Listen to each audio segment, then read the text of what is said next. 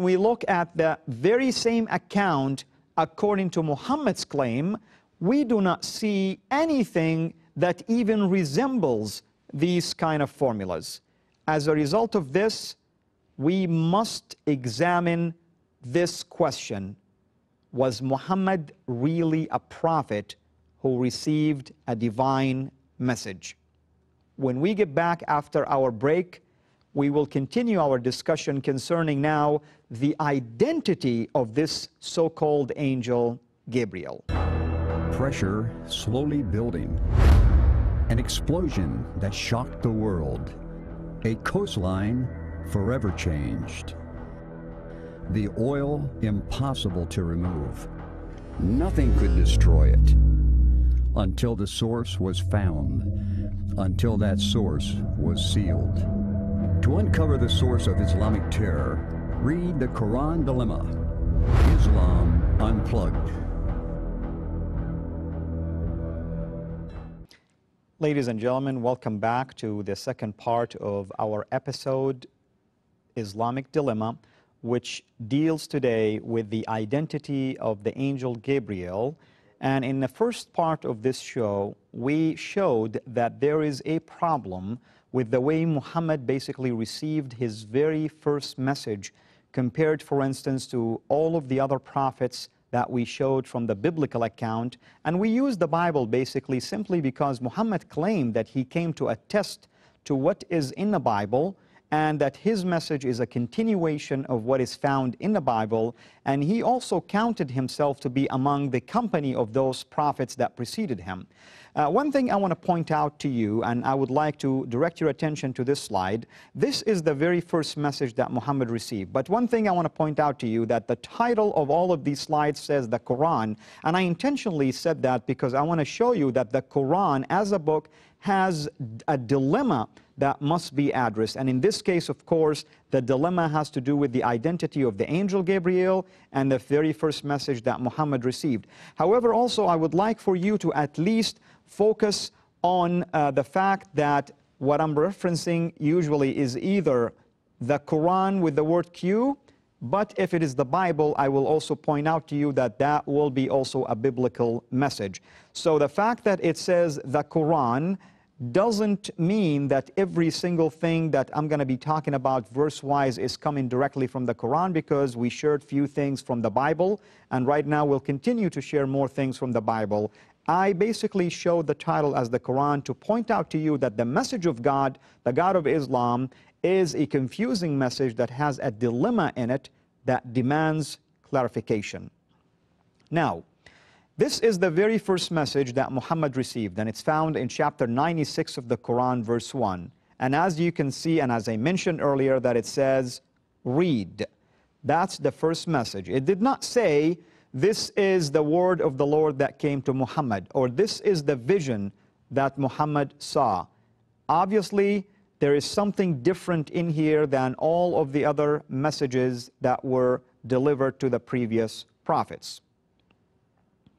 Now we're going to go to the next slide. And in this slide, I would like now to take a step back to the identity of Gabriel, who appeared prior to the time of Muhammad, as I mentioned earlier in the first half of this show, to someone by the name Zechariah, the father of John the Baptist, or the prophet Yahya. And now I'm going to show you also that in the same gospel, the Gospel of Luke, as we can see in here, it's the Gospel of Luke, chapter 1, the account of the good news that were delivered to Mary, the mother of Jesus, from verses 26 to 37 in the Gospel of Luke, chapter 1. Here, I would like for you to pay attention with me, please, to the message that was delivered by the angel Gabriel. And it says this, and the angel, who is Gabriel, said to her, to Mary, do not be afraid. Notice, this is the signature calling of an angel in the Bible usually. Do not be afraid, for you have found favor with God, and behold, you will conceive in your womb and bear a son, and you shall call his name Jesus. The name of this son is Jesus. And when the same angel, by the way, appears to her husband, and her husband Joseph, He told him in at least the Gospel of Matthew chapter 1 that his name is Jesus simply because he will save his people from their sin, because the name Jesus means Yahweh is salvation. So the name has a meaning to it. And he proceeded here to tell Mary in the Gospel of Luke chapter 1, she needs to name him Jesus, and he, meaning Jesus, will be great and will be called the Son of God, the Son of the Most High. Ladies and gentlemen, the Quran denies that Jesus is the Son of God. Muhammad denies that Jesus is the Son of God. If the Gabriel that appears to Muhammad is the same Gabriel who appeared to Mary, then we have a problem here. Obviously, Gabriel somehow changed his message. And that means Gabriel lied to Muhammad or lied to Mary. And this is a very serious thing to do. Gabriel identified himself to be the angel in the presence of God. So he basically receives the message from the mouth of God himself. Gabriel told Mary that the son that she is bearing in her womb, his name is Jesus, is going to be called the Son of God, the Son of the Most High. Yet Muhammad claims that he received the whole Quran from the mouth of Gabriel, yet in there we find that Jesus was denied to be the Son of God. Now, let's go to the next slide. Now we're going to look at the same account of the good news were delivered by the angel Gabriel to Mary, but this time in the Quran. In the Quran, chapter 19, Quran chapter 19, verses 16 and 17, this angel appeared to her and says, related in the book, the story of Mary, we sent her our angel and he appeared before her as a man. So notice, the angel didn't appear as an angelic being, he appeared as a man. Well, if we want to play the devil's advocate here, and we're going to say, okay, he appeared as a man because he doesn't want to terrify her. He appeared as a human being. Why didn't he appear as a man to Muhammad? Why was Muhammad terrified? This is a very serious question you must ask yourself if you are a Muslim person and a follower of the Prophet of Islam. Then we move on to the next part of this story. In verse 19 of the same account in the Quran chapter 19, which is called the chapter of Mary, this angel told Mary, he said to her, nay, I am only a messenger, because she basically told him, who are you? He said, I am only a messenger from your Lord to announce to you the gift of a holy son. In the Arabic, the word holy son is ghulaman zakiyya, meaning a son who is sinless, who is pure, who is faultless. That's who Jesus is, even in the Quran. However, as a former Muslim, I personally believe the Quran is not the Word of God, because the only Word of God we have is the Bible, and Jesus himself is the embodiment of the Word of God. He is God incarnate. We're going to move on now to the next slide. Now, we are really going to examine now the identity of this so-called angel Gabriel according to the teaching of the Quran. And remember, I told you, I titled these slides the Quran because I want to show you the dilemma and I want to show you the contradictions within the teachings of the Quran itself.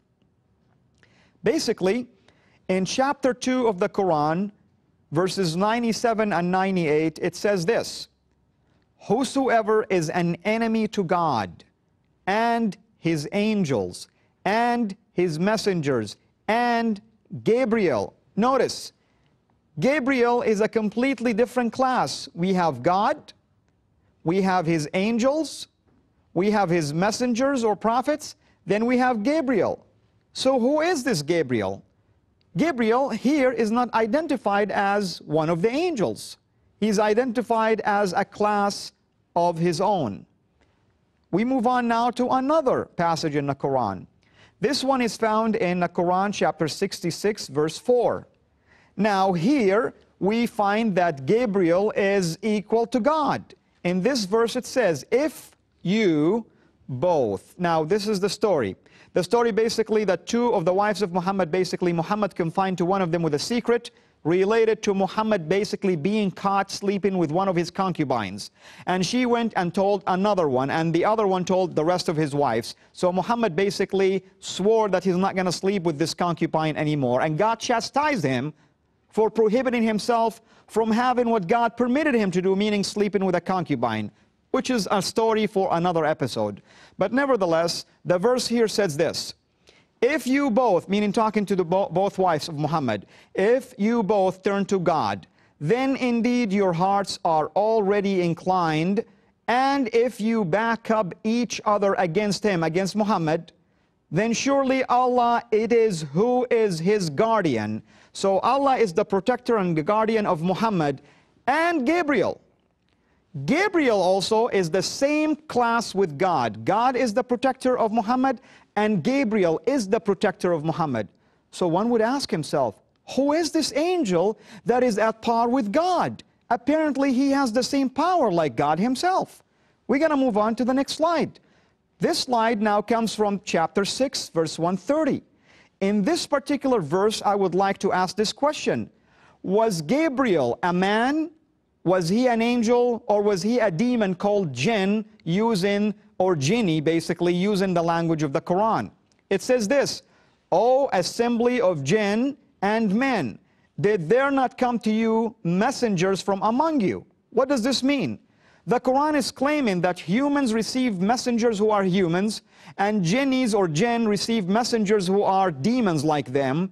And obviously, if that's the case, and if Gabriel was a messenger that was basically reaching out to Muhammad, he either has to be a man or has to be a demon, according to this account of the Quran. We move on now to another passage in the Quran. This one is found in chapter 29, verse 31. Here we ask the big question: is Gabriel God himself? Because in this verse it says, and when our messengers came to Abraham, and this is the story of the messengers that were going to destroy Sodom and Gomorrah. They passed by Abraham, and they gave Abraham the good news that he is going to have a child. And it says, they basically came to Abraham with the good news, meaning he's going to have a child. They said, surely we are going to destroy the people of this town, which is the town where the prophet Lot, and I call him the prophet Lot because that's what the Quran calls him. He is a prophet. He is not a prophet in the Bible, but according to the Quran, he is called the prophet Lot. So these angels came to Abraham, gave him a good news of a child, but they said these angels are going to destroy Sodom and Gomorrah. Now, if we go to the next slide, it says actually, God says he's going to destroy the town. We sent against them a violent tornado, meaning God sent the violent tornado to destroy the town. It wasn't the angel. And when we go to the next slide, the very same account in a different chapter, chapter 37, verses 133 to 137 says that God says, and Lot was most surely of the apostles, meaning of the messengers, when we, meaning God, delivered him and his family, except his wife, of course, then we, God, destroyed the others.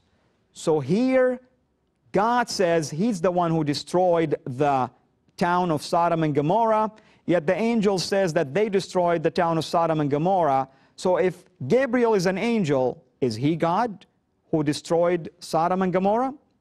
This is definitely something that is very important for you, my beloved Muslim brothers and sisters who are watching this show. I beg of you to consider this very important question. Your eternal salvation is very important, not just to me, but to God himself, who sent his son to die for you. I ask you to examine all the evidence that I presented to you, and I ask you to examine them yourself from the Quran and from the Bible, and see for yourselves, does it make sense to you that the angel Gabriel does not identify himself to your final prophet, the prophet that God called him the seal of the prophets, when he identified himself to a mere person, a priest? This is a question for you to examine. My prayer that you will find the truth through that examination. I direct you now to the screen to where we have our website and our email to send us your questions and your comments. Until our next episode of the show, The Islamic Dilemma, have yourself a mega blessed day.